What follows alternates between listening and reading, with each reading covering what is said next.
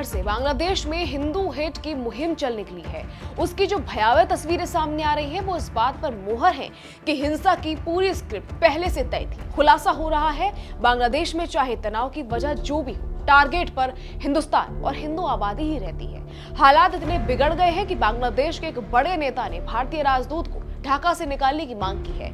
ये नेता यूनुस और बांग्लादेशी सेना दोनों के बेहद करीबी हैं। नमस्कार, मैं खुशी चौधरी और आप देख रहे हैं एबीपी लाइव। बांग्लादेश की नेशनल सिटीजन पार्टी यानी एनसीपी के southern chief organizer Hasnat Abdullah की गीदड़ भक्की सुनकर दिल्ली में बड़े अधिकारी बांग्लादेश पर तरस खा रहे हैं। तरस इस बात का कि बांग्लादेश का कोई बड़ा नेता इतनी गैर जिम्मेदाराना बयान कैसे दे सकता है। दरअसल कुमिल्ला के देवीद्वार में एक रैली को संबोधित करते हुए हसनत अब्दुल्ला ने कहा कि ढाका में तैनात भारत के उच्चायुक्त को तुरंत देश से बाहर निकाल देना चाहिए। 2 दिन पहले ही ढाका में भारतीय हाई कमीशन को घेरने और बोतल फेंकने की घटना से ये बात साफ हो गई है कि बांग्लादेश में कट्टरपंथियों के निशाने पर भारतीय दूतावास है। दिल्ली में बांग्लादेश के उच्चायुक्त को विदेश मंत्रालय ने तलब किया और बांग्लादेश में हो रही घटनाक्रम पर विदेश मंत्रालय ने अपनी चिंता जताई, जिसके जवाब में यूनुस का करीबी नेता भारतीय राजदूत को देश से निकालने की धमकी देने लगा।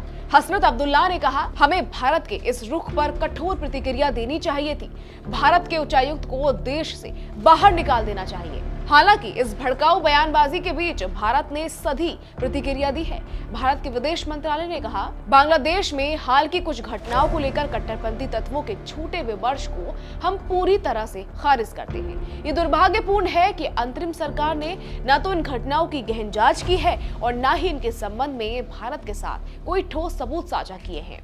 दरअसल ढाका में बिगड़ते राजनीतिक माहौल के बाद भारत ने बॉर्डर पर सख्ती बढ़ा दी है। सेना के बड़े अफसरों ने बॉर्डर का दौरा किया है। घुसपैठ करने वालों को देखते ही गोली मारने के आदेश पहले से ही है। सेना और बीएसएफ को हर हालत के लिए तैयार रहने का अलर्ट जारी किया गया है। भारत विरोधी बयानबाजी के बाद ढाका और उसके आसपास के इलाकों में हिंदुओं के खिलाफ हमले बढ़ने लगे हैं। ईश निंदा का आरोप लगाकर एक हिंदू लड़के को जलाया गया।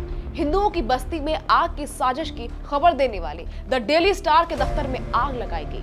हादी की हत्या का सच बताने वाले प्रथम आलो पर भी अटैक किया गया। कट्टरपंथियों के टारगेट पर हिंदू आबादी है। कहा जा सकता है कि बांग्लादेश में खतरनाक तरीके से हालात बेकाबू हो रहे हैं। हसनत अब्दुल्ला जैसे कट्टर सोच वाले नेता की भड़काऊ सार्वजनिक बयानबाजी से हिंसा और बढ़ रही है।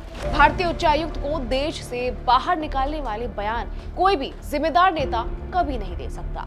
लगातार हिंसा, आगजनी, खासकर हिंदुओं को निशाना बनाने की घटना पर भारत ने अपनी आपत्ति दर्ज करा दी है। कोई शक नहीं है कि अगर ये सब कुछ नहीं रुका तो आने वाले दिनों में यूनुस सरकार को ये तमाशा भारी पड़ने वाला है।